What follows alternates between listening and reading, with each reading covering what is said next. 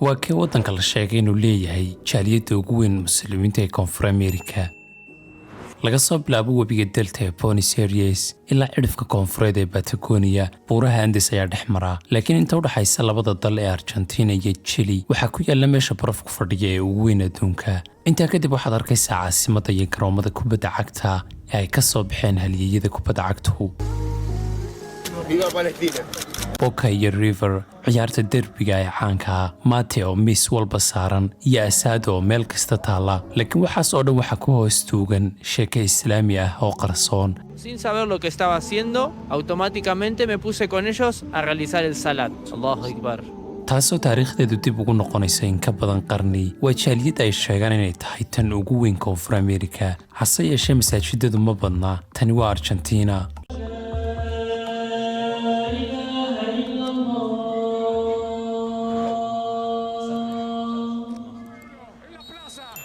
Y ese es Montiel, somos todos Montiel, Gonzalo, vamos, Montiel al arco,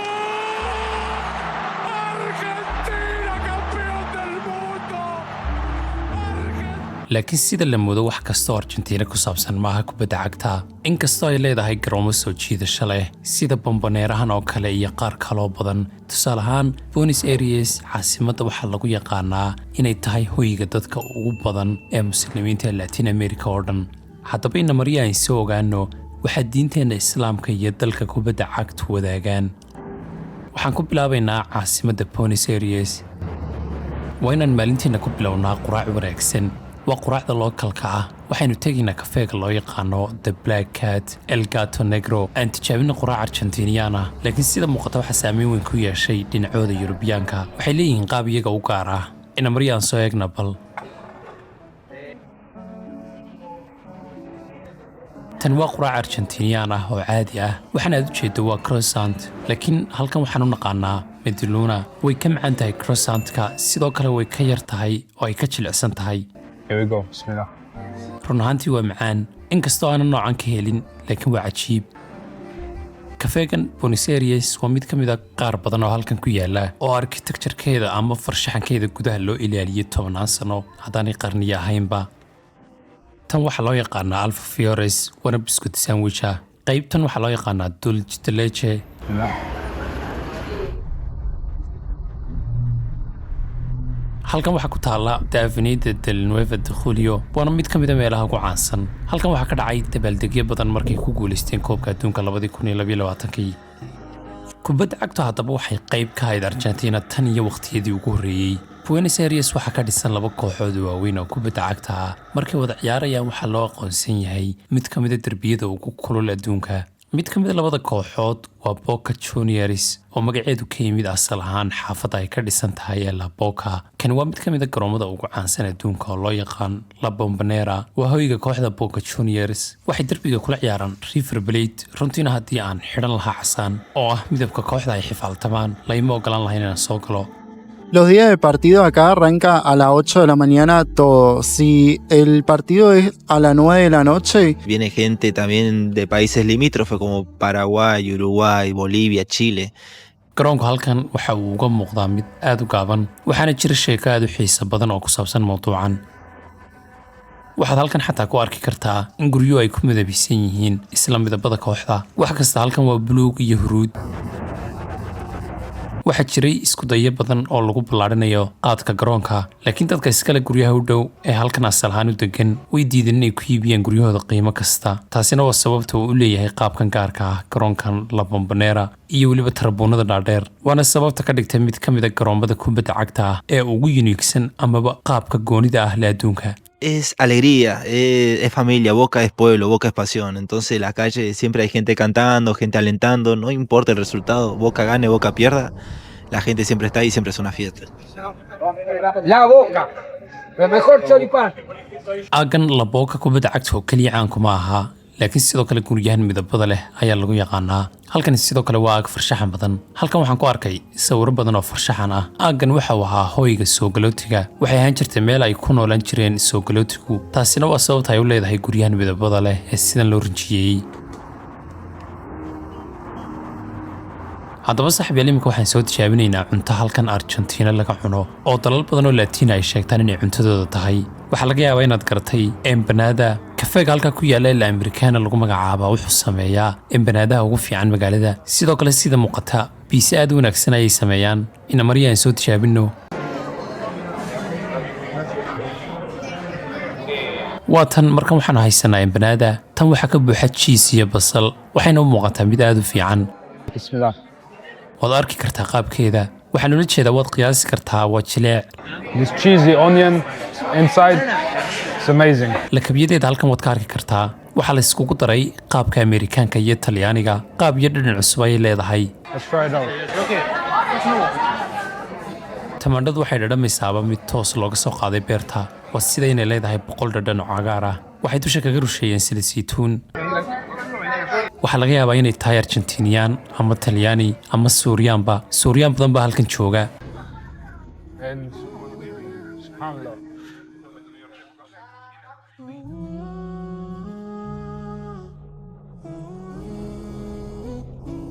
haddaba markan waxaa iga dambeeya waa masjidka King Fahad waa masjidka ugu weyn Argentina waana mid ka mid ah kuwa ugu waaweyn Koonfur Ameerika uu weyn yahay runtii dhismahani masjid kaliya maaha wuxuu leeyahay madrasad wuxuu leeyahay madxaf wuxuu sidoo kale leeyahay meelo lagu ciyaaro garoomo kubadda cagta iyo meel aad u weyn oo lagu tukado laakiin nasiib xumo in la duubo aad baa loo adkeeyey xataa markaad gasho checkpoint ayuu leeyahay lagaaga reebayo baasaboortka iyo alaabtaada markaad soo tukanayso haddii aad halkan timaado waa inaad booqataa meeshan laakiin la soco inaan lagu ogolayn in wax la duubo iyo weliba xataa inaad sawir ku qaadato teleefonkaagaba markan haddaba waxaan la kulannay ninkan Argentiniyaanka ah ee soo islaamay balan dhegeysana sheekadiisa islaamnimada waxaan qaatay intii lagu jiray safaraan ku tagnay Afrika waan raacnay urur samafala markii hore waxaan booqanay Morocco, Mauritania, Senegal iyo Gambia ururkan samafalka wuxuu dadka baahan u qaybinayay dhar dawooyin iyo waxyaabo loo baahan yahay la soo ururiyay markii haddaba hadafkayga aanu gaadhnay ee shaqadii hay'adda aanu dhamaynay waxaan aad uga helay dhaqanka dadkii aan booqanay sida dadka jaarka ay isu jecel yihiin sida cuntada isu siinayaan gaar ahaan inay wax is siinayeen iyagoo aan waxba isdhaamin sida shaqada ay daacadda ugu yihiin qaab nololeedkooda islaamnimadu ku dheehan tahay taas ahayd dacwadii ugu horeysay ee aan la kulmay ee ii furtay inaan arkay islaamka laakiin wixii ugu horeeyay aan maqlay markaan safray ee aadka ii soo jiitay markaan Morocco ku sugnaa wuxuu ahaa aadaankuna walaal wuxuu ahaa shay dareenkayga aad u soo jiitay aad ayaanan u dhageysanayay inkastoo aanan macnihiisa fahmayn laakiin qalbigayga ayuu aad u taabtay kadib waxaan u safray Mauritania halkaas oo mar labaadka aan ku maqlay aadaanka markan waan ka sii helay oo waxaan galay masaajidka markii la adimayay markiiba kabahan bixiyay si aan gudaha u galo oo aan u soo eego waxa dadka masaajidka ku dhex jira ay sameynayaan markii la qiimay dadku line ayay soo galeen anna linekii ayaan la galay anigoo aan garanayn waxay sameynayaan si automatic ah ayaan ula sameeyay waxay sameynayeen salaadii ayaan la tukaday tanina aad bay soo jiidatay walaal waxaan ka helay sida ay la dhaqmayeen iyagoo aan xataa garanayn iyo waliba tusaalaha wanaagsan waxaas oo dhan baan ka helay halkaasaana shahaadada la igu qabtay masaajidka ayaanan ka bilaabay inaan islaamka ku dhaqmo waxa tahay Argentini halkan baanad ka soo jeedaa sidee baad ugu nooshahay muslim ahaan halkan Buenos Aires oo ah mid ka mid ah magaalooyinka ugu waaweyn Latin America ها طبعا ما فضوضا waayo iguma hareeraysan dad aan isku dhaqan nahay dhaqankana dabcan rag iyo dumar waa lagu kala duwan yahay laakiin inaad naftaada xakamayso ayaa qasaba waad u fiirsato waxaad eegayso waxaad dhegaysanayso waxaad ku hadlayso runtii waa jihaad nafsi adag laakiin alxamdulillaah ilaahay ayaa kugu abaalmarinaya xaaladaha adag ee aad u adkaysanayso halkan Argentina waa alxamdulillaah masaajidadu ma badna laakiin halkan sidoo kale waxaan ku haysanaa hiliblayaal xalaal ah uma badna sida wadamada kale laakiin waan haysanaa Yerba mate. El mate tiene lo. El mate. Mate. El mate. haddaba dadka reer Argentina way adag tahay inay noolaadaan mate la'aan The most loyal friend that you don't have. ¿Qué es el mate? El mate argentino. waa cabitaan herbal ah oo asxaabtu wadaagto kaasoo ay isticmaalaan halyeeyada kubadda cagta taariikh qoto dheerna ku leh Argentina, Uruguay iyo koonfurta Brazil. 3/4. 3/4, exactamente. Se pone la mano para sacar lo que es el polvo, se hace así, se landea abajo. Ahí queda la parte del polvo. Y acá te queda una especie de montaña. Y primero se le carga un poco de agua tibia. Ahí se tiene que absorber, se tiene que chupar. Generalmente la persona que los hace, en este caso yo, los primeros mates los tengo que tomar porque son los más amargos. Que es la bombilla y se pone en esta parte de acá. Ahí. Y ahí ya está. Apto para tomar. Listo. Okay, hadda waa markaygii Y beber el mate hasta hacer Exacto. Acá lo que es el mate cultura, a diferencia de otros países, es que se comparte. Yo comparto con mis amigos, con vos en este momento. Es una cultura que no es argentina, por así decirlo, existe hace mucho tiempo, cuando no había división de países. El mate lo que sí es un gusto adquirido, una costumbre. Al principio te puede parecer amargo, porque no es como un café que uno lo puede poner con azúcar, pero es una costumbre en el que compartiendo con amigos o solo puedes ir reemplazándolo por el té, por el café. qof Argentinian ah baa igula taliyay inaan dukaankan imaado waxay hayaan wax kasta oo ku saabsan maate shaaha yerba bombila waxay hayaan noocyo kala duwan oo bombila ah kuwan waa dhuumaha birta ah ee loo isticmaalo saaxiibayaal waxaynu ku jirnaa bisha May taasoo la micno ah in halkan ay tahay xilliga dayrta waxaad arki kartaa caleemaha huruud iyo liima ay soo noqonayaan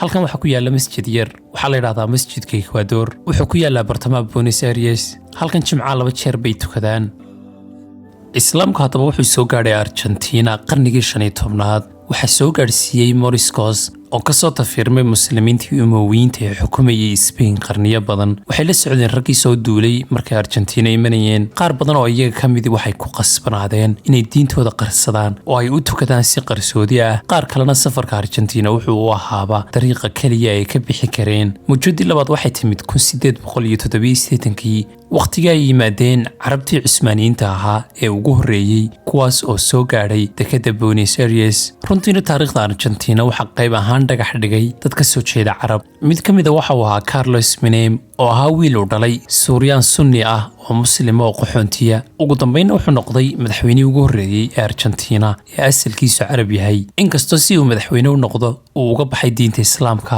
oo uu Masiixi noqday sanadii 1980kiina masjidkii ugu horeeyay ayaa laga furay Buenos Aires ilaa maantana uu shaqeeyaa imikaynu booqan doonaa kan waa masjidka Al-Ahmad waa masjidka labaad ee ugu weyn dalka oo dhan halkan waa halka ragga xagga sarna waa qaybta dumarka waxaan ku tukanaa salaada jimcaha halkan 2 duhurnimo hal saac kadib salaada duhur way dadku way shaqeeyaan waana waqtiga kaliya ay soo bixi karaan masaajidku wuu buuxsamaa ilaa xagga dambe dumarkuna xagga sare ay fuulaan maalmaha kale caadiga badanaa dadka ku tukada waxay u dhaxeeyaan 5 ilaa 10 qof shanta salaadoodba laakiin maalinta jimcaha ayuu buuxsamaa masjidkan wuxuu dhisnaa ilaa 30 sano laakiin xarunta islaamiga 100 sano ay jirtay masjidkani halkan kuma ooli jirin meel kale ayuu ku yaalay xarun maamul ayaa imka loo bedelay halka eedaanka halkan maalinta jimcaha kor loo qaadaa bal waxaad ka warantaa maalmaha ciida may waa maalinta jimcaha dadka halkan jooga marka leedahay ma way jecel yihiin way jecel yihiin laakiin waa maalinta jimcaha eedaanku subhanallah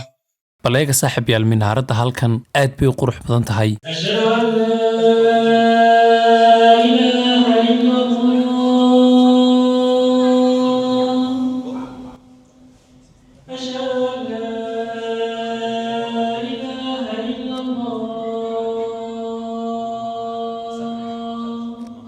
طبعا runtii inaad halkan ku noolaato adigoo muslim ah maadka sababtoo halkan Buenos Aires waxaan ku haysanaa jaaliyad muslim oo ballaaran badankooda Carabi ka soo jeedaan sida Carab ka yimid Suuriya iyo Lubnaan balse maadaama wadan kale nagaga tiro badan yahay caqabado wad la kulmaysaa kuwaasoo ka qabsanaya in islaamnimadaada sidii saxda ahayd aad ugu dhaqanto qofku waa inuu wadanka la qabsado si uu u noqdo qof Argentine muslim ah dadka muslimka kulay dhibaato yar way kala kulmaan inay islaamnimadooda ku toosnaadaan laakiin diintaada wad haysan kartaa ahaana halkan waad ugu noolaan kartaa halkan xarunta islaamiga activity badan baan ku qabanaa sida activity-yada dhalinyarada waxaan leenahay urur dhalinyaro kaasoo 2 weekba la isku yimaado sidoo kale halkan masjidka laftarkiisa wax qabadyo ayaan ka sameynaa sida galaasyada Carabiga oo dadka raba inay Carabida bartaan lagu baro sidoo kale galaasyo online ahna waan leenahay waana taas sababta markaad Buenos Aires joogto aad islaamnimada si fiican ugu dhaqmi karto ma sheegi karo meelaha ka baxsan Buenos Aires ama gobolada kale kullu way ku adkaanaysaa waayo sidii halkan masaajidadu ugu yaalaan halka loogama helayo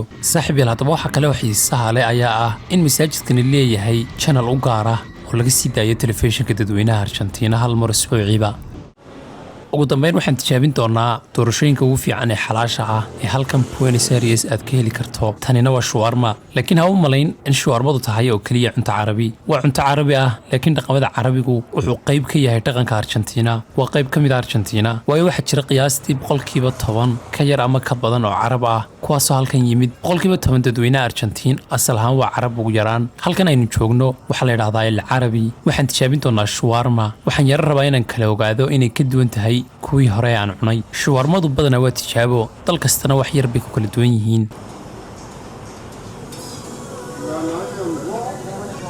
Comment tu dis merci en Wolof? Djeredje.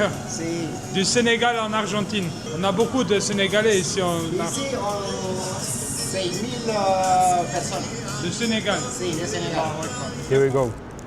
Waatan saaxiibayaal, shawarmada halkan waa nooca Argentina. Sidan halka ku arkaynay waxay jarjareen hilibka lo'da wax yar ka hor, kadibna way shiilaan. Waxay sii wadaan inay si gooni ah u shiilaan.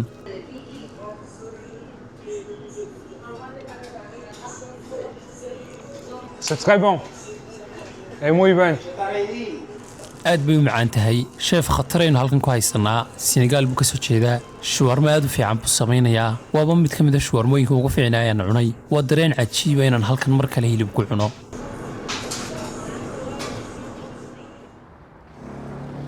haddaba saaxiibayaal, waxaan halkan ku soo xidhayaa qaybta Buenos Aires ee muuqaalka. Waxa ugu yar ee aan odhan karaana waa magaalada aad bay qurux badnayd. Waxaa jira meelo qurux badan oo aad soo arki karto. Cuntadu waa macaan, sidoo kale waa xalaal, waana vegetarian. waxa kale oo laga yaabaa inaad isweydiinayso sababta muuqaalada jaaliyadda muslimiinta iyo dhaxalka islaamka ugu yar yihiin muuqaalkan. waxa uu sababa inay adag tahay in la helo ogolaanshaha lagu duubayo meelaha islaamiga ah. masjid kasta oo halkan rabto inaad tagto, waxaad u baahan tahay inaad ogolaansho ka hesho laba mid uun, madaxa hay'adda masjidka ama xog haynta. mararka qaarkood waan helnay, mararka qaarkoodna maanan helin, laakiin alxamdulillah mar walba. laakiin saaxiibayaal, adigu muslim ahaan haddii aad rabto inaad halkan soo booqato, waa lagu soo dhaweynayaa. qof kasta wuu iman karaa masjidkan, wayna ku farxi doonaan inay halkan ugu yimaadaan dalxiisayaasha muslimiinta. okay, waxaan isku arki doonaa qaybta xigta ee muuqaalka. waxay sheegaan inay tahay mid ka mid ah qaybaha ugu quruxda badan Argentina. ma qiyaasi kartaa meeshay tahay? haddaba markan waxaynu u soconnaa meel cajiiba. waxay sheegaan inay tahay qaybta ugu quruxda badan Argentina iyo Latin America. Les recordamos no olvidar sus efectos personales a bordo teniendo especial precaución en abrir los compartimentos. meeshan waxaa lagu magacaabaa Patagonia. dhammaan Patagonia waxay ku taallaa xadka Chile. waxay ku taallaa koonfurta fog ee qaaradda. waxaan ku qasbanay inaan u duulno magaalo la yiraahdo El Calafate. halkaa waxaan ka booqan doonaa 2 meelood. hadda halkan waxaynu ku jirnaa bisha May, waa dayrtii iyo bilowgii jilaalka. way qabow badan tahay, dabayshuna way badan tahay. waxaana halkan yimaada dalxiisayaal aad u yar, balse way qurux badan tahay. sidoo kale deegaanku waa cajiib. Indian Summer oo kale haddaad rabto xaggan ka halay. waxba timahayga heegina saaxiibayaal, maxaa yeelay halkan dabayl baa ka dhacaysa, laakiin waa cajiib. barafkan cad ee quruxda badan waxaa la yidhaahdaa Perito Moreno Glacier, waana kaydka saddexaad ee ugu weyn biyaha macaan adduunka.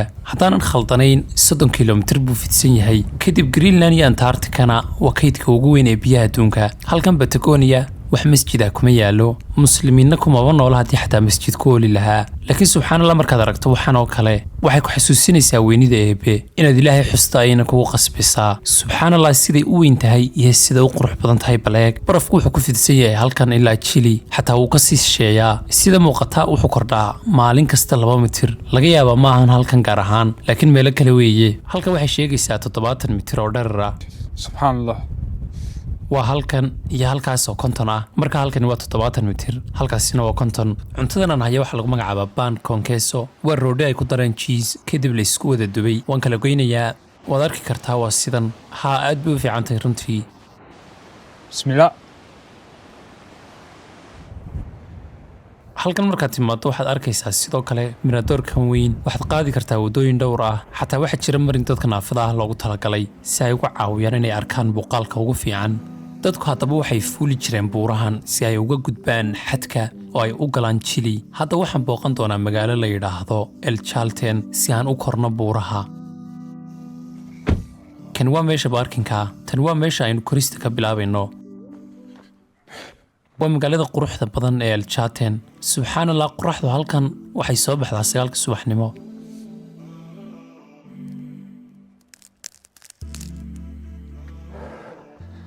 halkan waxaan ka arkaynaa sida ay u yar tahay magaalada yar ee El Chaten.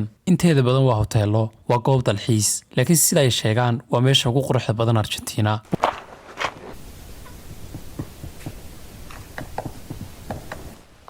buurtan waxaa loo yaqaanaa Fitzroy, waa cajiib. allaha abuuray ayaa weyn buurahan taxan, soo jiidasha ay leedahay sida ay u qurux badan tahay. harada ayaa halkan ku taala, laakiin dabiilo badan awgeed waxaa jira mawjado badan halkan. runtii waad ku dabaalan kartaa. mar kale waxaan helnay fiyo qurux badan.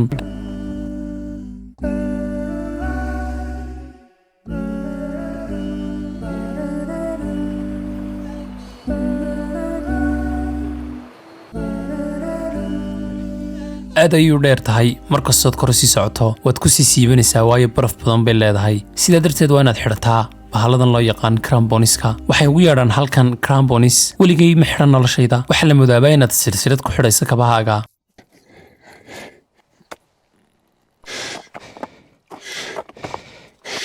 hadda waxaan ku dul socdaa barafka biyahaanba. haddaanan xidhnaan lahayn bahaladan halkan bay igu dhammaan lahayd sidaan filayo.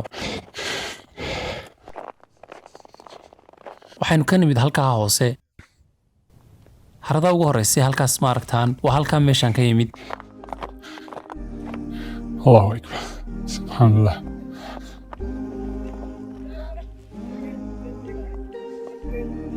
haddaba ugu dambayn laga soo bilaabo wadooyinka Buenos Aires ilaa barafka Patagonia, dhaxalka muslimiinta halkan Argentina ma badna. cuntada xalaasha ayaa ka sii yar, laakiin sheekada halkan way ka qoto dheer tahay inta dad badan filayeen. haddaba saaxiib yaal ilaa halkan haddii aad muuqaalka soo gaadhay oo uu ku qanciyey muuqaalkani, waxaan kaa codsanaa inaad subscribe noo saarto, sidoo kale muuqaalkan aad like saartaan. aad baad mahadsantihiin. waa inoo iyo muuqaalada xiga insha Allah.